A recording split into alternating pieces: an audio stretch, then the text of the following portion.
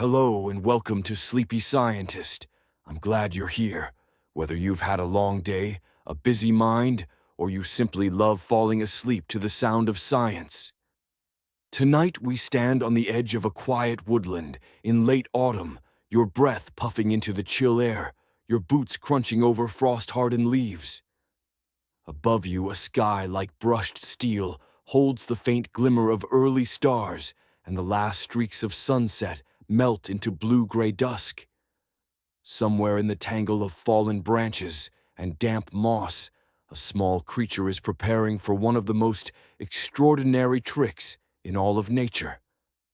If you enjoy these sleepy explorations, I'd be so grateful if you gave the video a little like and tap that subscribe button. It helps more sleepy scientists like you find their way here, and it means I can keep making more of these journeys for you now.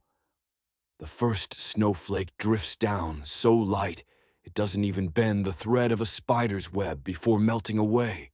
The air smells of wet earth-cold bark and the faint sweetness of decaying leaves. You stand still listening. The forest feels as though it is holding its breath.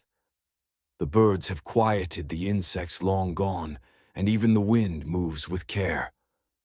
Somewhere hidden in this hushwood, frogs are tucking themselves into the arms of winter. Imagine being no bigger than your palm, yet having to face temperatures that will plummet far below freezing. The tiny green and brown frog does not run from the cold. It doesn't dig deep enough to escape it either. It simply accepts what's coming. The forest floor becomes its blanket, the season its long night. You watch a few sluggish insects crawl over the damp leaf litter, each one seeking some crevice to hide in. The frog, however, will remain close to the surface, right where the freeze can touch it. There's a quiet sort of courage in that. Don't you think most animals flee fight or burrow deep? But the wood frog lets winter take it. If you close your eyes, you can almost hear the soft patter of future snow piling up on the leaves above its resting body. The earth will turn into a bed of ice, and yet the frog will not die. That idea alone feels like a fairy tale you'd tell beside a fireplace. Yet here it's simple biology. Biology dressed in a poet's coat. The air temperature slips another degree. You notice the water along a shallow ditch at the forest's edge, starting to skin over with a fragile crust of ice, a mirror that crackles under the paw of a passing squirrel. The frog knows this is the season's first warning. It will begin to slow now, each heartbeat a little more languid, each breath a little shallower. Its body chemistry is shifting quietly, sugars rising in its blood water, beginning to retreat from its cells. But that's for later. For now, the frog just rests under a scatter of leaves, still warm from the day's fleeting sun. Do you wonder what it feels like for the frog in these moments? Does the cooling air feel heavy on its skin? Does the dimming daylight stir some ancient memory of freezes past? If you kneel and brush the leaves aside gently, so as not to startle, you might see the gleam of a damp eye, watching you without panic. It doesn't see you as a threat now. Winter has already claimed most of its attention. You glance around, realizing that the forest's palette has shifted almost imperceptibly. The green of summer is gone. Now it's all bronze and umber, punctuated by the ghost white of birch trunks. The frog's skin blends perfectly into this patchwork, each dark stripe along its body, like the veins in fallen leaves. From above it is invisible to owls or foxes. From below it will soon be invisible to life itself. This is winter's silent grip, the moment when nature pulls its quilt tight and tucks her creatures in. You can feel it pressing into your own bones, not unpleasant, just a reminder that this is the world's time to rest. Even your breath feels slower. Somewhere beneath you, the frog waits, unaware that you stand here watching and marveling. Soon, ice will find it. But not tonight. Tonight, It sleeps under a thin blanket of leaves, the forest holding still around it, every heartbeat a soft countdown toward the freeze. The next morning dawns pale, the sun slow to lift itself over the tree line, as though it too is reluctant to begin the day. Frost clings to every blade of grass, turning the meadow edges into a sparkling quilt. Somewhere close, the frog takes what might be its final, slow breaths of the year. You kneel in the brittle air, and you can almost sense the change happening, not dramatic, but steady, inevitable. The frog's last breath of autumn isn't a gasp or a sigh, but a gradual surrender. Its lungs still work, drawing in thin ribbons of air, but they do so at a pace so leisurely you could count seconds between each motion. If you watch closely, its flanks rise and fall like a tide that's forgotten urgency. The warmth of yesterday's sun is gone. Today's light is colder, flatter, as if someone turned down the brightness on the whole forest. Within the frog's chest, the heart slows in sympathy with the season. From a steady drumbeat in summer, sometimes 60 or more beats a minute, it's now wandering down toward single digits. That's the beauty of being cold-blooded. You move to the rhythm of your surroundings. The frog doesn't resist this slowing. Instead, it lets its metabolism follow the air temperature like a song played at half speed. If you imagine yourself in its place, would you fight to keep warm, or would you give yourself over to the chill? The frog's choice seems strange to us, but it's an old-tested strategy. With each passing hour, more water in its tissues begins to move outward, drifting away from its cells toward the spaces between them. It's an early precaution, one that will keep those cells safe when ice eventually forms. Around you, the forest is quiet enough to hear the faint creak of tree trunks adjusting in the cold. A single leaf flutters down, twisting lazily before landing on the leaf litter beside the frog's hiding spot. Under that mottled cover, the frog barely moves now. Its eyes are half-lidded, not from sleep exactly, but from a dimming awareness. Soon, even those eyes will glaze over ice, threading its way through the thin membranes. There's a poetic weight to this moment, like watching an old clock wind down. And yet there's no sadness here. The frog's stillness is purposeful, a quiet ceremony repeated by countless generations before it. It is not saying goodbye to life. It's simply setting it aside for a while, tucking it into a safe pocket where winter's reach can't destroy it. You notice the sun slipping lower again already. In winter's approach, days lose their fullness quickly, and each afternoon feels like a shortened candle burning down. The frog doesn't need daylight anymore. It no longer hunts, no longer sings. In its mind, if frogs can be said to hold such thoughts, this slowing is the last conscious step before the great pause. Beneath its damp skin, something remarkable is beginning. The liver, sensing the cooling of the body, starts converting glycogen into glucose. It's a signal as old as the species itself. Winter is here, flood the blood with sugar. This isn't for energy, there's no plan for movement now. It's for survival. The glucose will work like nature's antifreeze, protecting the frog's cells from the jagged crystals that are soon to grow outside them. If you reach down and gently brush the leaves from above its back, the frog will not leap away. The instinct to flee has dimmed along with everything else. Its body is cool to the touch now, as though the warmth you feel is just a memory. You might wonder, does the frog feel this same quietness creeping through itself? Or is this transition so deep, so automatic, that it's beyond sensation entirely? Somewhere beyond the trees, a thin sheet of ice glazes the pond's edge, capturing fallen pine needles in frozen amber. That pond will be solid soon, a silent stage beneath which other frogs have buried themselves in mud. But this one here under your hand has chosen the forest floor. it will let the frost touch it directly. The air smells sharper now, a sign that snow is not far off. You take one last look at the little amphibian, its sides barely stirring, and you feel a strange mix of concern and awe. How can such stillness be anything but death? And yet, by some gentle trick of biology, it is the very thing that will keep the frog alive. Tomorrow the freeze may begin in earnest. Tonight, the frog rests in the last light of autumn. Heartbeats, slow lungs, quiet life, patiently folding itself inward. The wind has shifted overnight, bringing with it the dry metallic scent of distant snow. The sky is a blank canvas of pale gray, and every sound seems wrapped in wool. Beneath that muted ceiling, the frog makes its final preparations, not with busy movement, but with careful stillness. It's time to choose the winter bed. You step quietly through the forest boots, pressing into damp layers of leaves that release the faint musk of decay. The ground here is soft, forgiving, and scattered with the curled husks of oak and maple.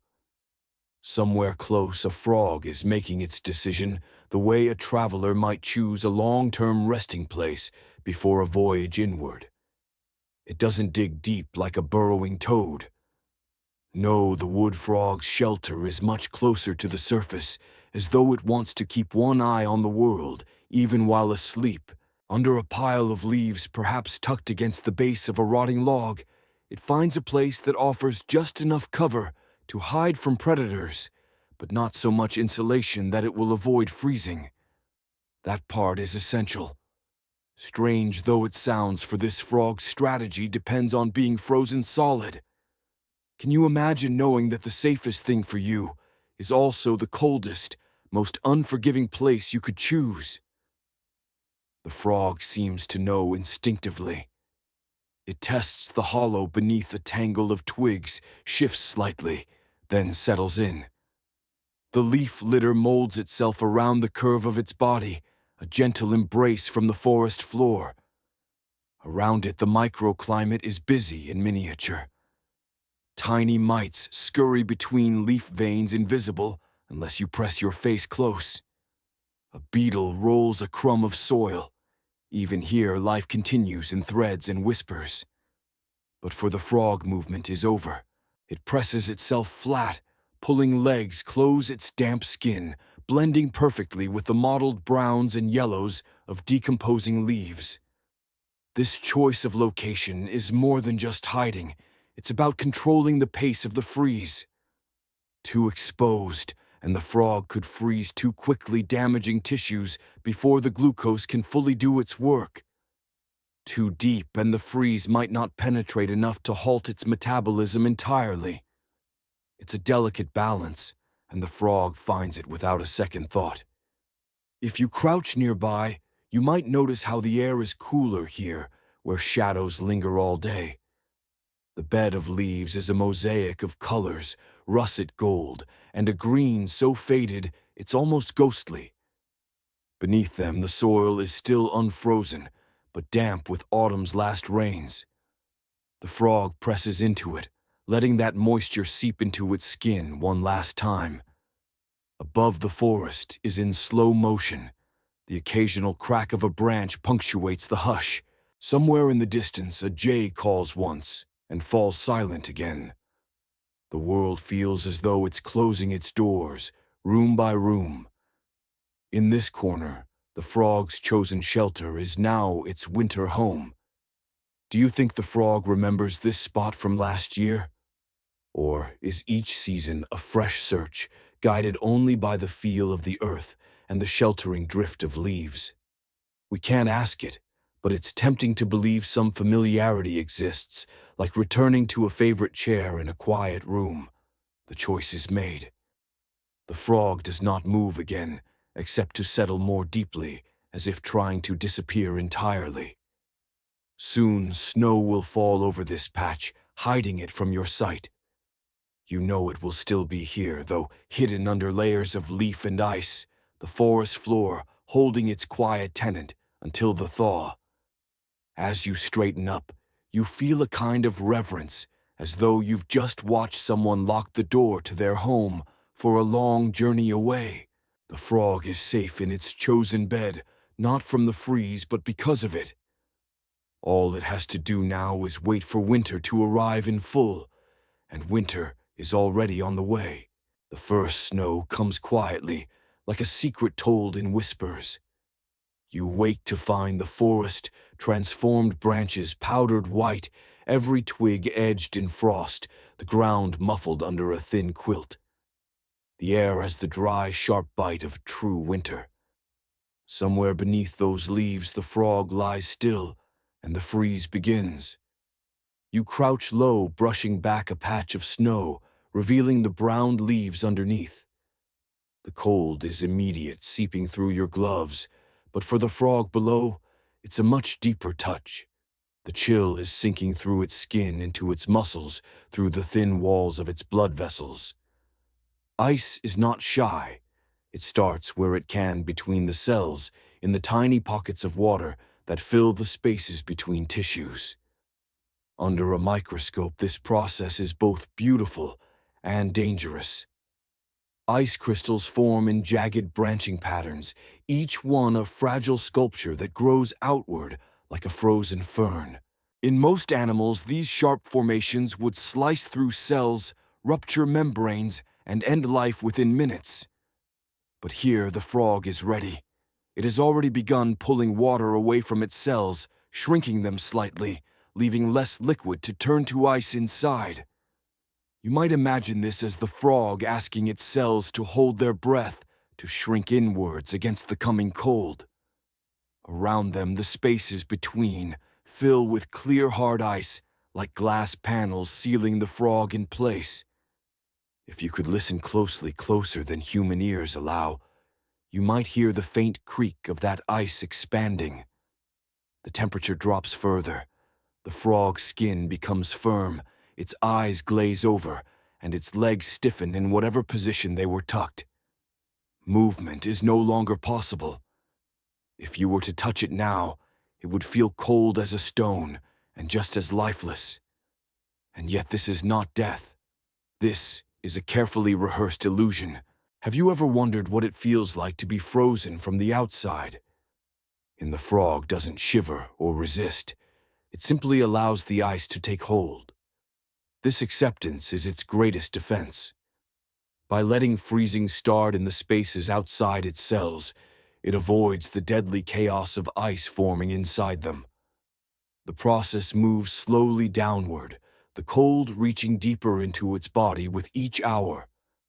Above ground, the snow thickens, layering over the frog's hiding place, muting the world into a soft silence.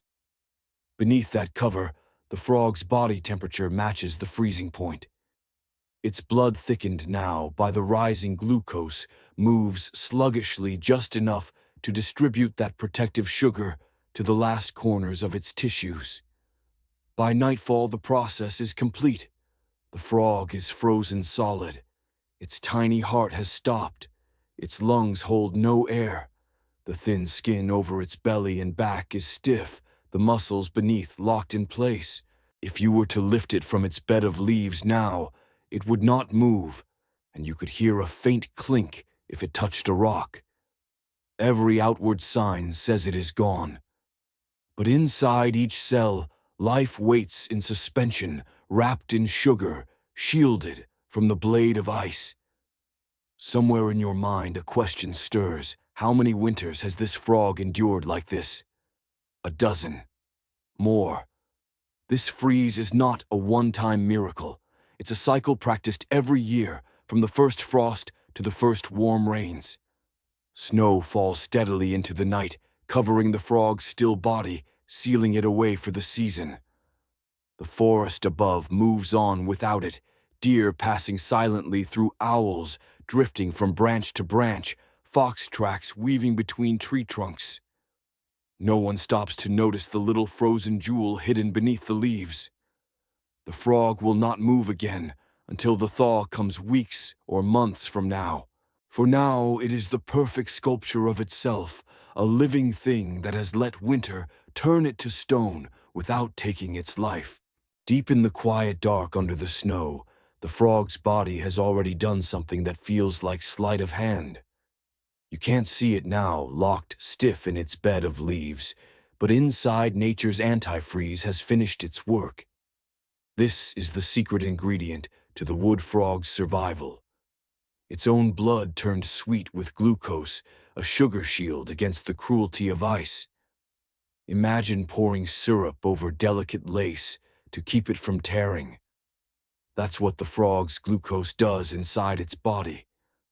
The moment its skin begins to sense freezing air, its liver kicks into overdrive, breaking down stored glycogen and flooding the bloodstream with glucose molecules. These molecules slip into every cell surrounding water and proteins alike, keeping them safe from the jagged edges of growing ice crystals. For most animals, even a few degrees below freezing spells disaster. Ice inside the cells ruptures their fragile membranes, shatters organelles, and stops biochemical reactions in an instant. But the frog has shifted the battle entirely. The ice can have the spaces between its cells; those aren't where life is most fragile. Inside, where the machinery of survival rests, the water is so crowded with sugar that ice can't form at all. It stays liquid even as the world outside hardens. If you could shrink yourself to the size of a glucose molecule and step inside the frog's tissues right now, you'd find a strange, still landscape. Outside the cells, solid ice, silent, glassy. Inside, a thick, viscous liquid, holding everything in place, like fruit suspended in gelatin. And in this suspended world, life waits, not active, but protected. Do you think the frog knows what's happening, even in its last moments of slowing down? Or is this ancient reflex entirely beyond thought, written so deeply into its being that awareness never touches it? Either way, it's precise, timed perfectly with the rhythm of the season. Too early and precious energy would be wasted. Too late, and the freeze would arrive before the shield was in place. The numbers here are worth pausing on. In some studies, wood frogs have been found with nearly 2/3 of their body water frozen solid, yet their cells remain undamaged. Their blood glucose can rise more than 200 times above normal levels in the hours before freezing completes. For a human, that much sugar in the bloodstream would be instantly fatal. For the frog, it's salvation. Outside, the night grows colder still. The snow above is now thick enough to mute every sound except the muffled creak of tree trunks in the wind. Beneath this hush, the frog's chemical transformation is finished. There is nothing left to do. It has prepared its cells for months of absolute stillness, its sugar guardians patrolling an icy city where time has slowed to almost nothing. And perhaps this is where the beauty lies, in the idea that something so small, so fragile, can master such an intricate trick without tools, without planning, without even waking thought. It doesn't resist winter, doesn't flee from it. It rewrites the rules so that winter itself becomes harmless. Above its resting place, the moon drifts between slow-moving clouds, casting pale light across the snow. Somewhere a fox pauses mid-step, ears twitching, but hears nothing in the ground below. The frog lies untouched, wrapped in sugar and silence, letting the season do its work. You take one last look at the spot where you know it rests, and you can't help but feel that you're leaving behind something more than just a frozen animal.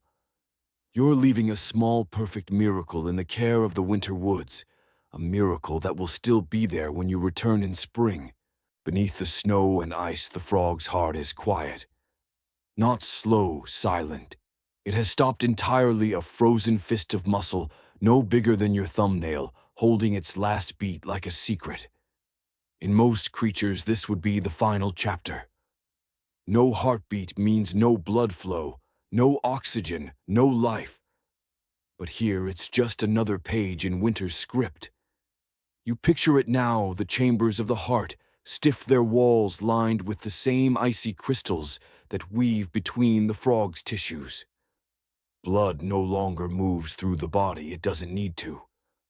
There is no metabolism to feed, no muscles to warm, no brain to keep alight.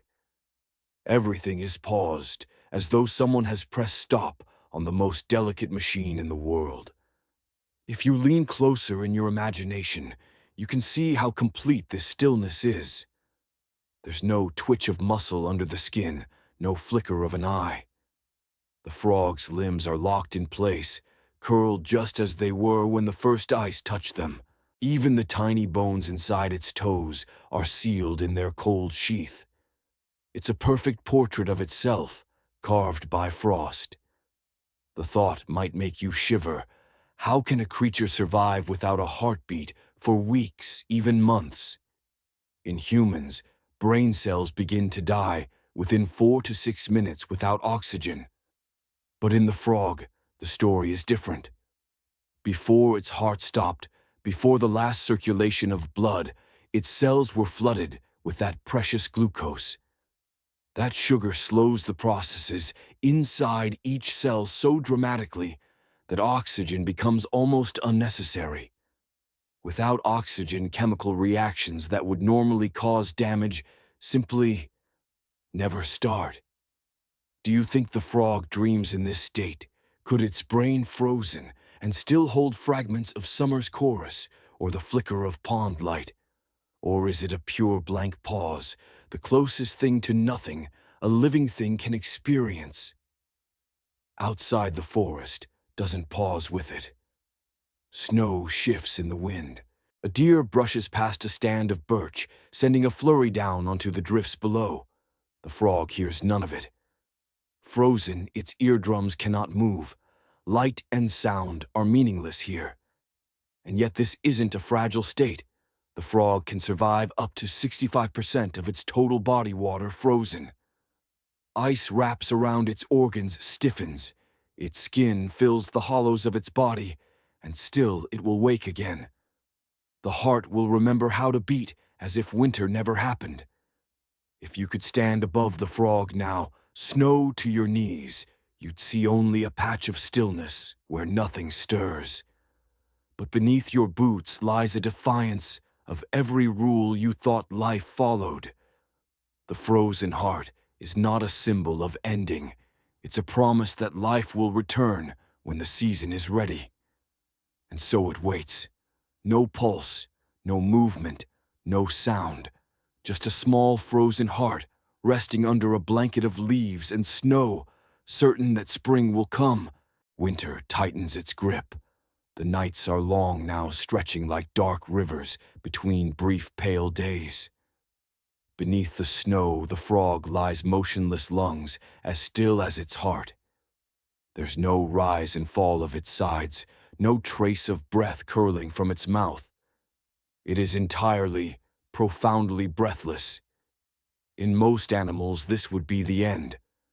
Without oxygen, the energy factories inside cells' tiny mitochondria would stall, and life would unravel within minutes. But the frog has prepared for this moment as carefully as a mountaineer planning an ascent. By slowing its metabolism to a fraction of normal, it has silenced the constant demand for oxygen that drives other creatures. The fuel it needs to stay alive is already stored in its tissues, locked away like an emergency ration. You might picture the frog's body now as a city in blackout. Streetlights gone dark, factories quiet, windows shuttered. Nothing moves except a few watchmen patrolling the bare minimum of activity to keep the city ready for spring. If you could peek inside, you'd see its cells operating in the slowest motion imaginable. They've switched from high-energy aerobic respiration, which needs oxygen, to anaerobic pathways that tick over gently burning stored sugars without flames. This is survival in low gear. Do you wonder what it feels like to need nothing, not food, not breath, not even the beat of your own heart. The frog's body has entered a state so close to suspension that time itself barely matters. Above ground, the wind howls through the treetops, rattling frozen branches like bones. Snow shifts in the air, hissing against the drifts. Somewhere nearby, a vole tunnels beneath the white crust, searching for seeds. All of them, predator and prey alike, move in a world of urgency, eating, searching, fleeing. Only the frog is beyond all that now. The numbers tell the story best. In this breathless state, its oxygen consumption drops to nearly zero, and its metabolic rate slows by as much as 99% compared to summer activity. That's not just idling. That's life folded down to its smallest, most essential spark. Beneath the snow, the frog's mouth is slightly open, but no air moves in or out. The ice inside its body has locked everything in place, even the muscles that once drew breath. And yet every cell is safe. The glucose shield prevents ice from slicing apart the fragile architecture of life, and the cold halts the decay that would normally set in without oxygen. The forest around it changes almost daily now. Icicles form and melt. Tracks appear in the snow overnight and vanish under the next fall. But the frog remains exactly the same as it did the day the freeze began. No thinner, no weaker, no closer to death. Somewhere in your mind, you might imagine kneeling in the snow above it, your own breath steaming in the air, knowing that below you lies a living creature that hasn't breathed in months. It's a strange thought that life can be paused so completely, yet still remain waiting intact. This breathless winter will last a while longer. The frog has no way of knowing how many weeks remain, but it doesn't need to. It has everything it requires, though, in truth, what it requires now is almost nothing at all. Time has no real shape down here beneath the snow. Days do not rise or fall for the frog, only a steady, dreamless quiet fills the space where life once moved. This is life in suspension. If you could somehow see through the snow, the leaves, the thin layer of frozen soil, you'd find the frog exactly as it was weeks ago. Its skin is taut and cold, its limbs frozen in the curl they took before the ice set in. Even the lines around its eyes are locked in place, as if painted there. Inside the scene is even stranger. The organs are preserved as neatly as if placed in a crystal display case. The liver sits heavy with spent glycogen, the muscles stiff as carved wood, the heart a motionless knot of muscle fiber. Around each cell, ice glitters faintly, holding the frog in a delicate prison. And yet, the cells themselves are safe, insulated by that sugary film, each one waiting patiently for the world to warm again. This waiting isn't impatient, it can't be. The frog has surrendered all sense of urgency. Without a working brain in the conscious sense, there's no boredom, no longing. The cold has quieted every signal that might whisper, move, or wake. It is the perfect pause. Do you think of it as sleeping? It isn't really. Sleep still carries dreams, brain waves, subtle shifts in the body. Here there is none of that. It's more like pressing a flower between pages. You halt the moment entirely, and it simply stays unchanged until you open the book again. Above, the world moves on without the frog. A blizzard sweeps in 1 week, sculpting deep drifts between the trees. A warm spell follows, melting the snow's crust, only for it to freeze again overnight. The frog experiences none of it. Temperature changes filter down slowly through the insulating snow, but until the ground itself warms, past freezing nothing will stir beneath. Scientists sometimes call this state cryptobiosis, a condition where life is halted to the barest minimum, nearly undetectable, yet recoverable. In some cases, frogs have been revived after more than 7 months frozen in this way. Imagine the clock stopping on your own body for that long, then starting again without damage. If you could place a hand over its tiny chest now, you'd feel only the hardness of ice, no sign of the softness of living tissue. But you'd also know something important inside that still form all the delicate machinery of life is simply paused, not broken. The forest doesn't honor this with ceremony. Snow falls, melts, freezes again. Owls hunt in the moonlight. A branch gives way under the weight of ice and falls silently to the ground. Somewhere beneath it all, the frog remains in its hidden hollow, perfectly preserved by the cold. And so it waits, without knowing it waits, a small masterpiece of patience in the quiet dark. The world above changes. The world below does not. Up above the frog's icy hiding place, winter is anything but still. Storms come and go, each one sculpting the landscape in new ways. One morning the forest is a sweep of untouched snow, each branch etched in frost. The next, it's a maze of drifted shapes, the wind having pushed and piled the white into strange sculptures. The frog deep below knows nothing of these changes. Imagine the scene from the frog's perspective, if it could have one. The world above is moving at its usual pace, full of noise and change. Deer hooves crunch through the snow, leaving deep, sharp-edged prints. A fox noses along the base of a tree, its breath clouding the air, before it darts off, perhaps chasing the faint scent of a hare. None of these creatures give thought to what lies beneath their feet. It's almost poetic, this double world. Above storms thawing days and predators stalking prey. Below silence, darkness, and a single frozen creature waiting for the return of warmth. You could walk through these woods every day of the winter and never suspect that such an astonishing sleeper rests inches beneath you. Do you think any of the other animals sense it? Could a fox with its sharp ears and keen nose detect the faintest trace of the frog's presence? The answer is almost certainly no. Without scent, without movement, the frog is hidden as completely as if it were a stone. And so the months pass. Snowdrifts shift and melt, sometimes revealing brown earth before the next storm buries it again. The trees creak under the weight of ice, shedding branches with sudden cracks that echo through the cold air.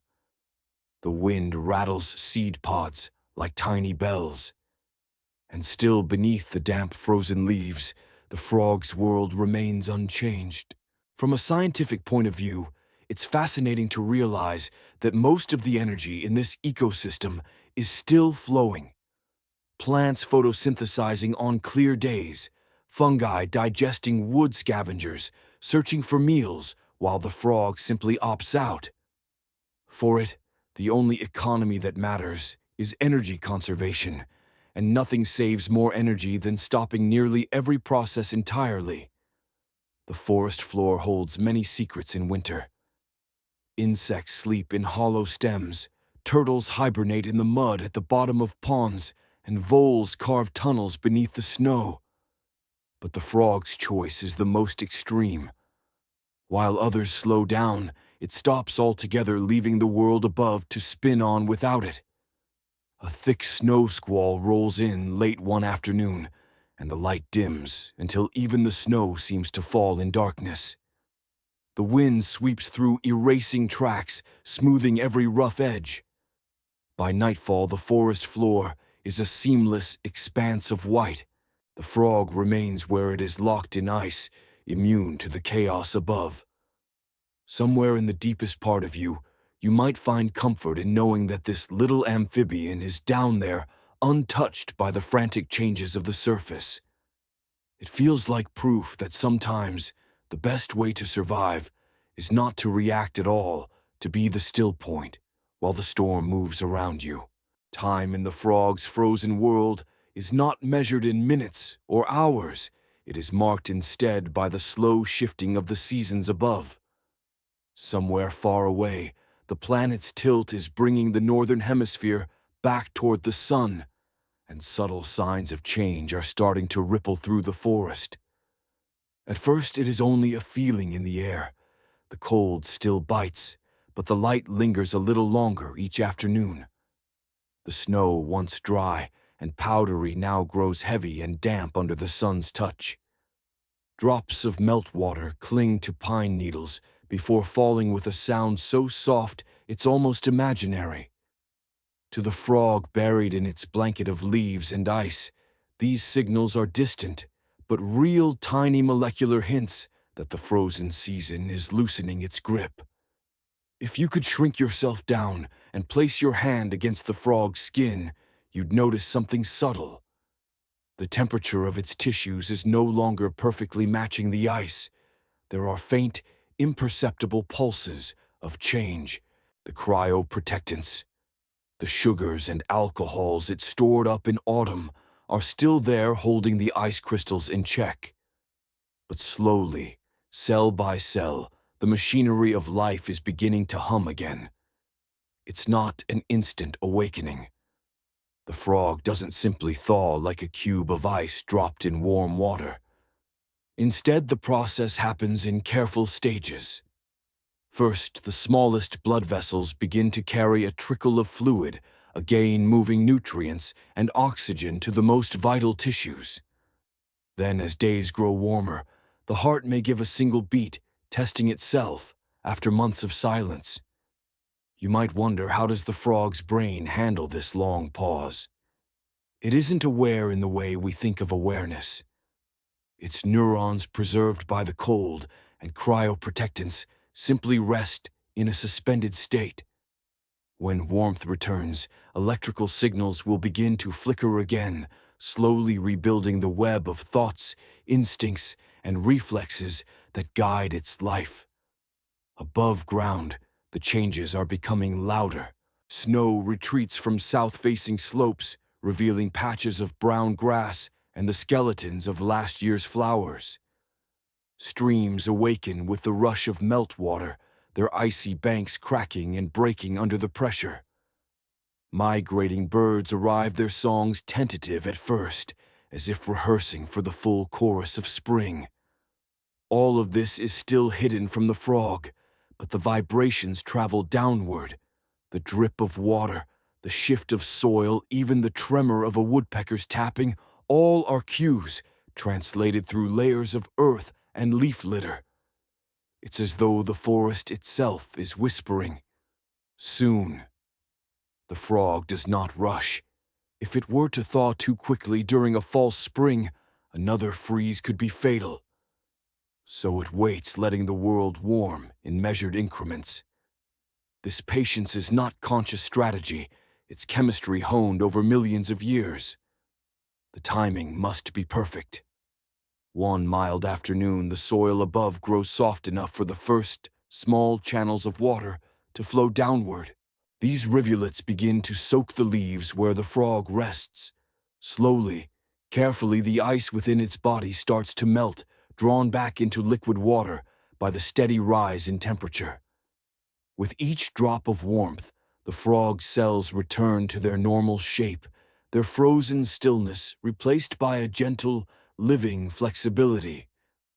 It's easy to imagine this as a kind of homecoming, the frog returning to itself, breath by breath. You might picture the first shallow inhalation, like a sigh after a long, dreamless sleep. There's a beauty in that moment, the transformation from an object inert and still into a living, sensing creature once more. And just as the frog is beginning to rejoin the world, the forest above bursts into its own transformation. The first frogs of the season will soon be calling from the edges of meltwater pools. But our little survivor, for now, remains still in its hidden cradle, every beat of its returning heart another step toward the surface. The day of emergence begins like any other. An early spring chill clings to the morning air, and frost still rims the edges of fallen leaves. But to the frog beneath, today feels different. The ground is loose, now softened by repeated cycles of thaw and refreeze, and a steady trickle of water flows past its resting place, carrying the scent of open air. You can almost imagine the frog stretching not in a human way, but as a slow expansion of life through its limbs. Its heart, now beating regularly, sends fresh warmth through capillaries. The blood is still cool by our standards, but compared to the icy stasis of winter, it's a rising tide of energy. The muscles twitch in small testing motions, each one reacquainting itself with the art of movement. The frog's lungs fill more deeply now, pulling in oxygen-rich air from small gaps in the soil. It has been breathing faintly through its skin all winter, but now its respiratory rhythm quickens. The brain's signals travel without hesitation, synapses firing like tiny lights returning to a darkened city. Somewhere in the web of instinct, a signal grows stronger. It's time. Above, the forest has begun to hum with returning life. Midges dance in the air near puddles.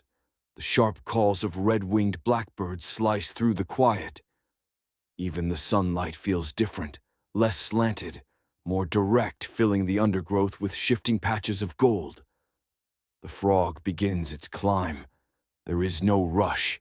Each movement is deliberate, pushing aside leaf litter, pressing against damp soil. You might think of this as a kind of birth, the frog leaving behind the insulated darkness of its winter shelter for the blinding open complexity of the living world. Tiny particles of earth cling to its thawed skin, the smell of mud clinging like a memory. When it finally breaks the surface, the first breath of open air is cool, but brimming with scents, moss, thawing bark, and the faint sweetness of early blooms. For a moment the frog remains still, letting the warmth of sunlight seep into its body. Its skin, darkened by winter, absorbs every photon, greedily turning light into heat. You might ask yourself, what does it feel like to rejoin a world that has been moving without you? The frog's answer is written in its stillness. Observe first, then act. Around it, water trickles down shallow channels, forming puddles that gleam under the sun. This is the cue for many amphibians to head toward breeding sites, and soon the forest will echo with their calls. Our frog takes a few cautious hops, each one a small miracle, considering the months of complete immobility. The muscles respond without protest, the joints glide without stiffness, as though the long freeze never happened. This resilience is not luck, it is a perfected biological design. Nearby, the ground dips toward a shallow pond fed by snowmelt. The surface ripples in the breeze, dotted with bits of floating pollen. From the far bank comes the faint trill of another frog, testing its voice for the season ahead. The sound seems to draw our frog forward, step by deliberate step. But there's no rush to join the chorus. For now, the priority is regaining full strength, absorbing heat, and letting the internal systems align completely with the rhythms of spring. You can picture it basking at the pond's edge, half in water, half on land eyes, half lidded against the bright sky. Around it, insects skitter across the surface film, and the shadows of clouds pass lazily overhead. After months of frozen stillness, the frog is once again a participant in the great conversation of life in the forest. Every breath, every blink, every twitch of a leg is a quiet victory, a reminder that survival is not always about speed or strength, but about patience, timing, and the ability to wait for the world to come back to you. The pond is more than a body of water. It is a calendar, a stage, and a living archive of all the springs that have come before. For our frog, it is also the place where the next great chapter begins. The thaw has brought more than warmth. it has brought the voices of others. From across the glassy surface, the chorus begins to grow soft at first, like ripples moving through air, then swelling into a full, orchestral layer of trills, croaks, and resonant hums. You might wonder how a creature that was frozen solid just weeks ago can now summon such energy to sing. The answer lies in the sunlight that saturates its skin and the feast of oxygen that fills its blood. The frog's body is a solar-powered instrument, tuned by instinct to call when the moment is perfect. Each note carries not only sound, but also information. Identity, strength, readiness. Our frog takes its place among reeds near the edge, partly submerged, so the water keeps its skin moist. It doesn't leap straight into song. Instead, it listens. The calls around it vary. Some are deep and slow, others quick and urgent. These voices are like characters in a neighborhood, each with their own style, their own approach to winning attention. As daylight filters through the bare branches above the water, turns into a shimmering mosaic of blues and greens. Tiny midges hover just above the surface, and here and there, a water strider glides like a skater on glass. You might ask yourself, what does the frog see in this moment? Its eyes, positioned high on its head, give it a near panoramic view. It sees both sky and pond at once, a horizon split between two worlds. By midday, the pond is alive with motion. Other frogs appear from the margins, some sliding silently into the water, others plopping in with a splash that sends concentric circles outward. Beneath the surface, schools of tadpoles from earlier seasons dart in quick bursts, and here and there shadows hint at fish lingering deeper down. The air hums with insect life, the smell of wet earth mingling with the faint green scent of algae. Our frog begins to sing. The first call is cautious, a single note that merges into the ambient chorus. But then, as though warmed by its own sound, it adds more, one note then another, until the pattern is steady. The vocal sac inflates like a translucent balloon shimmering in the sunlight before collapsing with each exhale. The sound is both music and message. I am here. I have survived. I am ready. This moment, though seemingly ordinary, is the culmination of a year's cycle. Without the precise timing of freezing, thawing, and reawakening, none of this could happen. The frog's survival has bought it another chance to participate in the timeless ritual of spring, the search for a mate, the continuation of life. The pond responds in kind. As the sun lowers toward the treetops, the chorus swells again. Sound carries over water, like silk, wrapping the entire clearing in layers of rhythm. If you close your eyes, you can almost feel the vibrations in your chest. Somewhere a woodpecker drums against a hollow trunk, adding percussion to the melody. Our frog edges closer to the heart of the sound. The water is warmer here, shallow enough for sunlight to reach the bottom. Plants sway gently in the current, their new shoots bright and tender. Every movement of the frog is measured, not hurried, but with a clear purpose. This is the season of opportunity, and instinct tells it not to waste the window. Above, the sky is painted with the last streaks of daylight. The chill will return tonight, but not the deep, bone-stilling cold of winter, just a cool reminder that spring is still young. For the frog, this is no concern. It has mastered the extremes. Now these milder shifts are simply part of life's texture. By nightfall, the pond is a lantern of sound under a dark sky. The stars reflect in the still patches of water between the ripples.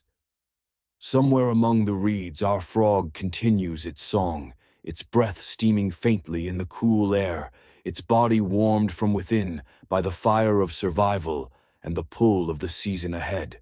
The moon rises over the pond like a silver coin balanced on the edge of the world, casting a ribbon of pale light across the water. Our frog, still nestled in its patch of reeds, senses a shift in the chorus. The calls are now more urgent, less like a casual conversation and more like a competition. Somewhere to the left, a particularly deep-voiced rival sends out a slow, resonant note that seems to linger in the air, like a bell after it's struck. The frog doesn't flinch. Instead, it answers not louder, but clearer, with a rhythm that is uniquely its own. You could say the pond has become a kind of open-air ballroom, and every male frog here is a dancer, trying to catch a partner's eye or ear, rather. The females, mostly silent, glide through the water, like soft shadows pausing now and then to linger near one voice or another. If you think about it, this is more than just romance, it's strategy. Studies have shown that female frogs can detect subtle differences in frequency and pattern clues to the health and genetic fitness of a mate. Imagine being able to hear someone's medical history in the tone of their voice. Our frog's survival through freezing temperatures has already proven its resilience. Now its voice has to prove it can turn that resilience into strong, thriving offspring. The air is still, except for the constant tremor of sound. Moths orbit the moonlight like miniature planets, and the occasional splash marks a frog's leap from bank to water. Somewhere far off, the deep woo of an owl slides into the night, a reminder that while the pond is a place of opportunity, it's also a place of risk. Our frog moves closer to the open water, the moonlight painting its skin in alternating shades of green and silver. Its movements are deliberate. Every ripple it makes is a signal both to potential mates and to potential predators. It stays low eyes, just breaking the surface, vocal sac expanding and collapsing in a rhythm that's now confident, almost hypnotic. Perhaps you wonder, how does the frog manage to project its call without exhausting itself? The secret lies in its specialized vocal system. Instead of wasting energy, pushing air out into the night, it cycles the same breath through its lungs and vocal sac, creating a resonance chamber. It's a bit like reusing the same puff of air to play an endless note on a flute. That efficiency means it can call for hours without collapse. And call it does. Soon the frog notices movement, a shape gliding through the moonlit water toward it. It's not large enough to be a heron or raccoon. It's subtle, almost graceful. A female frog, drawn perhaps by the texture of its call, pauses nearby. There's a stillness between them, a small bubble in the constant noise. It lasts only a heartbeat before she slips closer. The interaction is wordless, but it's the very reason our frog risked reawakening into a cold, uncertain spring. Here, under the quiet supervision of stars, two survivors find each other. The night around them continues to pulse with sound, but for this moment, the pond feels smaller, as though the world has narrowed to one ripple, one breath, one patch of moonlight. Beneath the surface, plants sway gently their new shoots, cradling pockets of warmth. Above, a soft mist begins to form, curling in from the surrounding forest like a curtain. Our frog remains still, the heat of its effort radiating into the cool air, knowing instinctively that the season has just tipped into a new chapter.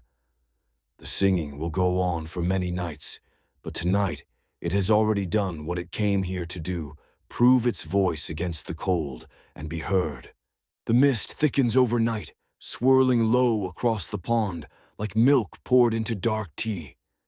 You can almost taste the dampness in the air, the way it softens the edges of sound. The chorus is quieter now, not gone, but muted. Calls fade in and out, like lanterns drifting behind fog. Our frog rests near the bank, half hidden under a curl of damp grass, the warmth from last night's effort slowly ebbing from its body. This pause isn't laziness, it's survival. Even in the season of thaw, energy is a currency that can't be wasted. For weeks, the frog lived with its metabolism slowed to a whisper. Heartbeats measured in single digits per minute, lungs still blood laced with glucose like a natural antifreeze. Waking from that state is like coaxing an old machine back into motion. It needs to run, but not too hard, not too fast. The sun rises weakly through the haze, sending pale gold streaks across the surface of the pond. You might think frogs live entirely in the wet, but our frog knows the value of sun. It hops carefully onto a flat, algae-slick stone, and there it stays belly-pressed warm against the rock skin, glistening in the light. Sunbathing like this isn't just pleasant, it's chemistry. Warmth speeds up enzymatic reactions, boosts digestion, and nudges the immune system into full alert. In short, every beam of sunlight is a small jolt to the living engine. From this perch, the frog can watch without being seen. A water strider skims across the surface, each step dimpling the skin of the pond. Dragonflies flash metallic blue as they dart through shafts of sunlight. Now and then the faint shadow of a fish drifts below, harmless for now, but always worth noting. It's a quiet, contemplative moment, one that invites questions. How many times, you might wonder, has this frog repeated this ritual across its life? How many springs has it stepped from ice into air, warming itself on the same stone, singing into the same night? Nature rarely keeps records in ink, but in the muscles and instincts of a creature like this, you can read a history written in survival. By mid-afternoon, the fog has lifted, the water glitters, and the air feels sharper, fresher. This is when the frog moves again, slipping silently into the pond. It doesn't swim far, just enough to reach a patch of submerged vegetation, where the stems sway like slow metronomes. This place hums with insect life, tiny midges dancing over the water beetles, paddling below the surface. The frog waits still as a stone. Patience is the predator's greatest tool. Within minutes, an unsuspecting fly skims too close, and the frog's tongue snaps out a blur so fast you could almost doubt you saw it. The prey is swallowed whole, no chewing, just a practiced gulp. The frog settles again, as if nothing happened, but each meal is a deposit in the energy bank fueling the nights ahead. As evening draws in, the temperature dips, though not to freezing. Mist creeps back across the water, carrying the faint scent of wet earth and new growth. From deeper in the reeds, the chorus begins again, not the full-throated roar of earlier nights, but a softer, more measured song. Our frog joins in voice steady, claiming its space once more in this strange, beautiful symphony that only spring nights can hold. And somewhere in that mist, another pair of eyes glints back. Night stretches out under a sky brushed with faint silver, the moon rising low and hazy above the pond. The air is cooler now, each breath carrying a hint of last winter's chill, a reminder that the seasons have not entirely loosened their grip. You can almost feel the pond breathe with you, a slow inhalation of mist over its surface, the sound of water lapping softly against roots and stones. Our frog, still lingering in the shallows, feels that change as keenly as you might notice the first breeze of autumn. Temperature is not just comfort here. It's a clock, a signal, a silent command. Cooler nights mean shorter bursts of activity, and tonight the songs rise in brief, intense flurries before fading into long pauses. It's as though every singer is pacing themselves, saving breath for the most important notes. Through the darkness, the moonlight paints the pond in silver ribbons. Water beetles gleam like tiny coins gliding in lazy spirals, while moths drift above the surface in a kind of gentle chaos. A single owl calls from the trees, a low, resonant hoo that makes the night feel deeper. You might wonder, does the frog hear that call as a melody or a warning? In the quiet logic of survival, it's probably both. The frog moves slowly tonight. No urgent leaps, just careful hops from stone to mud to reed. Each landing is deliberate, the soft pads of its toes gripping the slick ground. When it pauses, it's not just resting. It's reading the night, listening for the splash of a fish, the rustle of a small mammal in the undergrowth, the faint ripple of another frog entering the water nearby. From its low vantage point, the moon seems impossibly large, its reflection shivering across the pond's surface. You might imagine the frog mistaking that shimmering disk for something it could leap toward, but instinct keeps it grounded. Light like this is both a blessing and a risk. It illuminates prey, but also leaves the hunter exposed. Tonight's hunt is slow, patient. A water moth drifts too close, wings trembling in the cool air. The frog's tongue darts out and the catch is quick. Quiet, unremarkable, except that each such meal is another thread in the fabric of survival. In the frog's small body, that protein will be broken down, fueling muscle, strengthening immune cells, preparing for the weeks ahead when mating calls will demand more energy than even the coldest winter could drain. Later, when the songs thin to near silence, the frog edges into a pocket of shallow water, warmed slightly by the day's sun. There it rests, half-submerged, eyes half-lidded. You can picture its heart slowing its muscles, loosening the cool water, acting like a weighted blanket.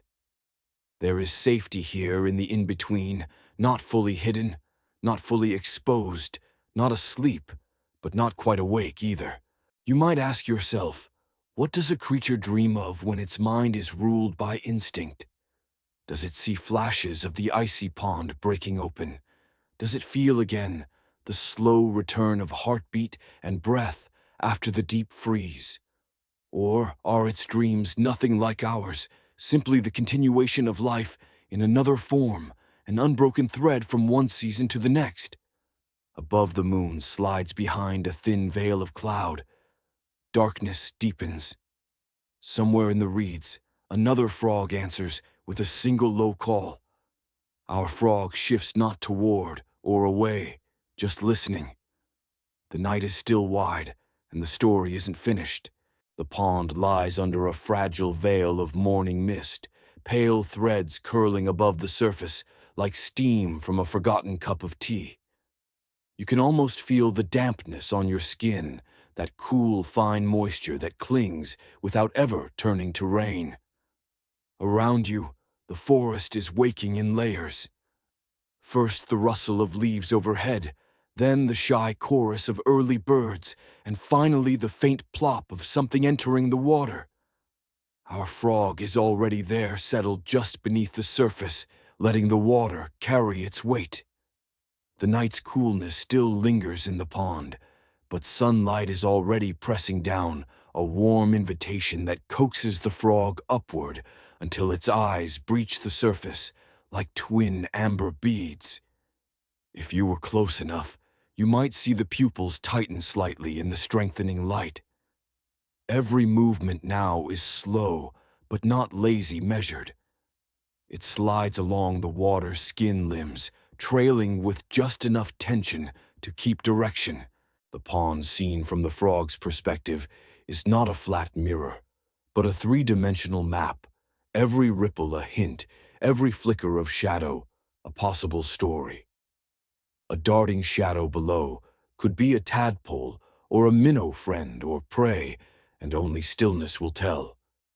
When it pauses near a patch of floating leaves, you notice how perfectly its body fits the scene, its mottled skin blending with the greens and browns, the faint shimmer of moisture echoing the wet shine of the leaf veins. Camouflage is more than color. Its attitude, the refusal to draw attention until the moment demands it. From here, the frog spots a mayfly struggling on the water's surface. To you, it might look like nothing, a tiny, fragile speck in the vast pond, but to the frog, it's a signal flare. One subtle shift of weight, one quiet kick, and it is within range. The strike is sudden, the mayfly gone in an instant, but the ripples tell their own lingering tale. And yet, even with such small victories, there's an underlying rhythm to this time of year. The nights are lengthening, the mornings cooler. Metabolism begins to adjust in ways invisible to you, but crucial to the frog. Enzymes that once fueled bursts of summer activity now begin preparing the body for slower, colder days. You might wonder, does the frog know consciously what's coming, or is it simply following a script written in every cell, a story it's been living since it first emerged from the ice? The sun lifts higher, and with it comes more noise. Dragonflies clicking overhead, squirrels bounding through the branches, the soft trickle of water from a nearby spring. Still, the frog holds to its quiet, occupying that strange middle ground between action and waiting. It knows that daylight brings both abundance and danger. Herons might pass through here, tall shadows with sharp beaks, or a snake might glide near the bank, its tongue tasting the air for any trace of prey. In moments like these, the frog's stillness becomes its strongest shield. Only when the air shifts, when a breeze disturbs the surface, and the shimmer of light breaks into a mosaic, does it move again, slipping under the leaves and disappearing from sight. You can imagine how to the pond this is just another vanishing act in a place where everything is constantly appearing and fading. Hours will pass, like this, bursts of movement, long stretches of quiet meals, taken in sips rather than feasts.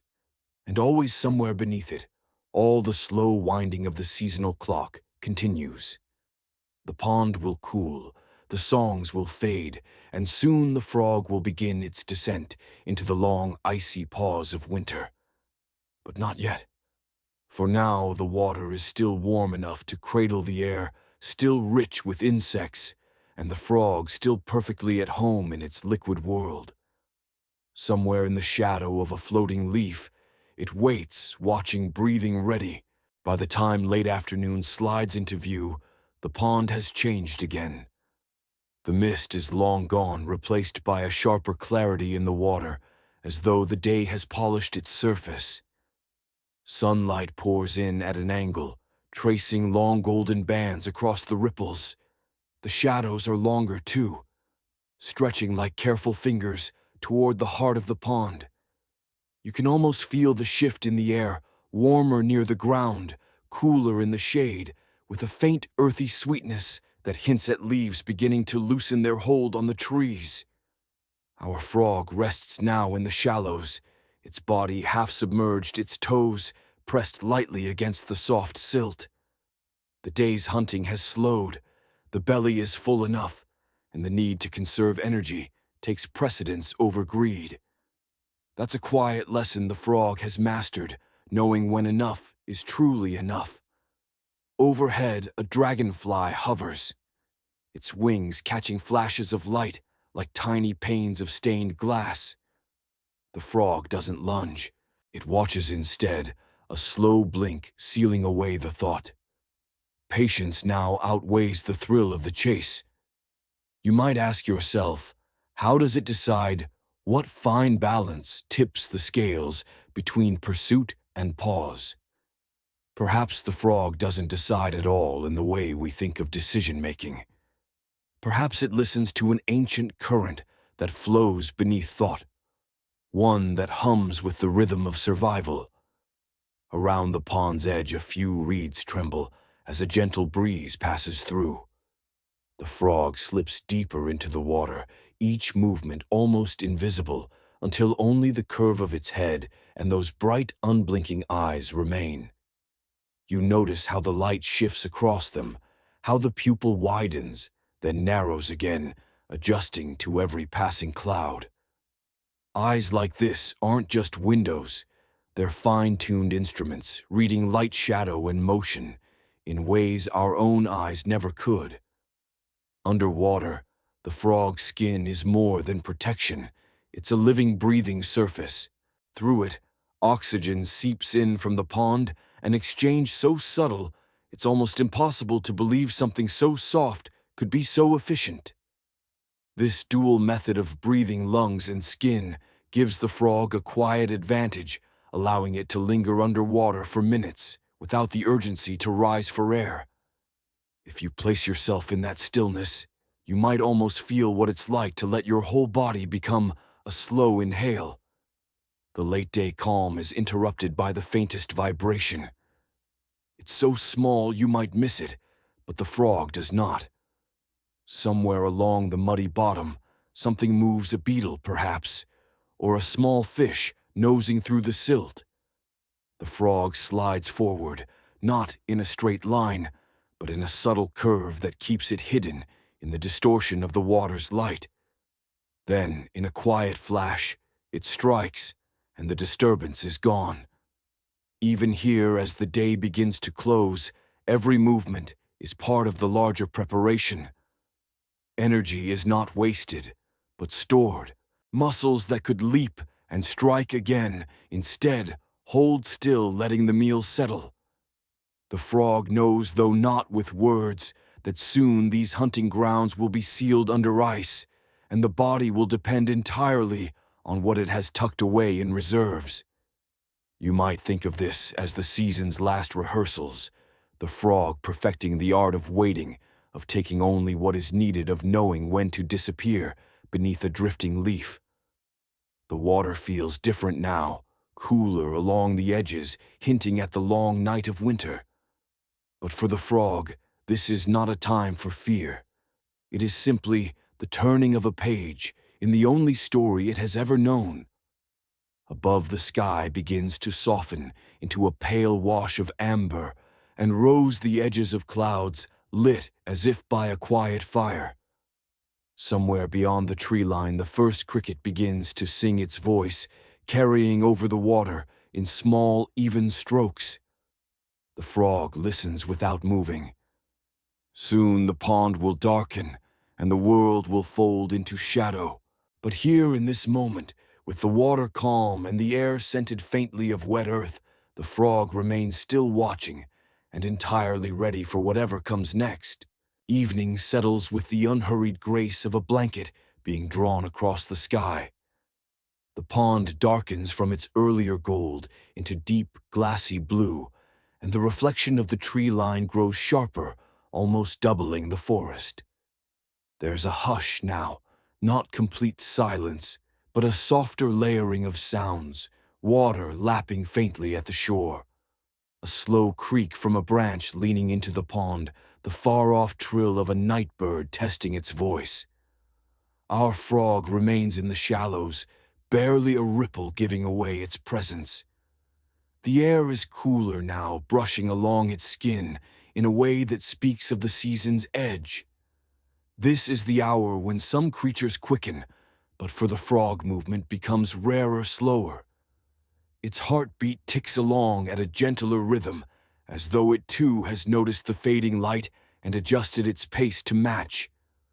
A moth flutters past its pale wings, catching the last spill of twilight, but the frog only follows it with its eyes. No leap, no sudden strike.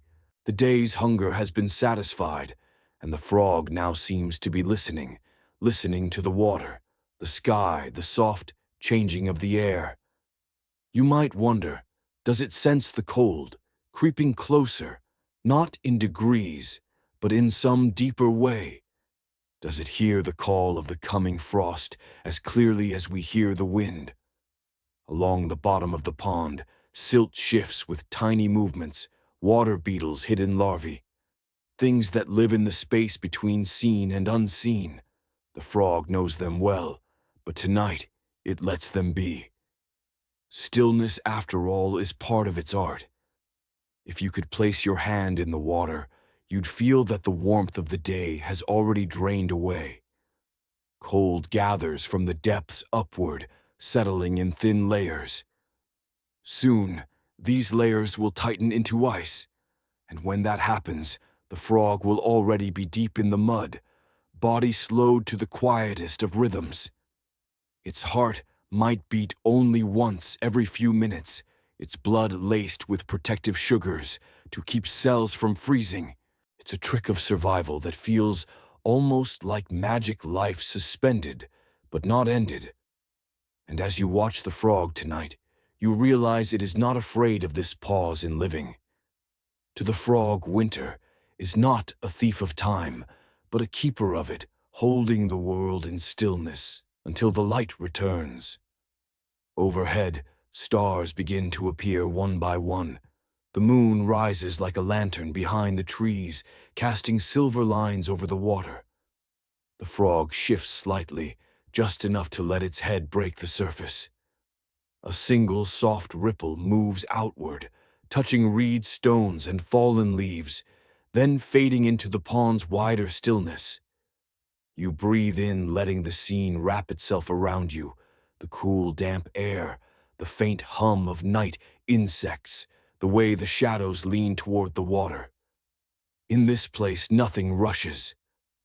Time is a long, slow inhale, and every heartbeat feels like it could last forever. And so the frog waits, patient, untroubled, utterly sure of its place in this turning world.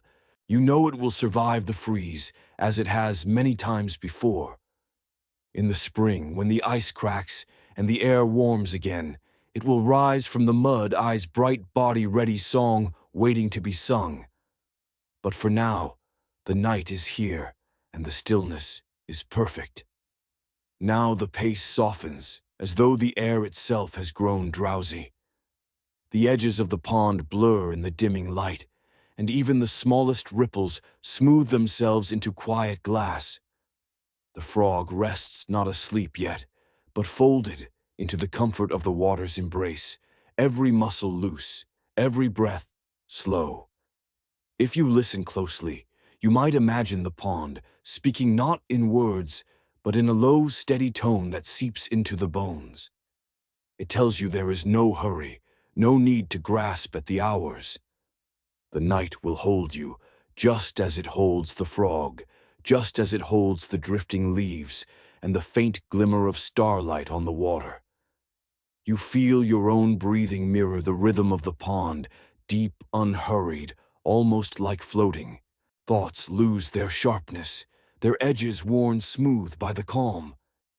In this softened world, even the distant sounds seem to hush themselves so they won't disturb the stillness.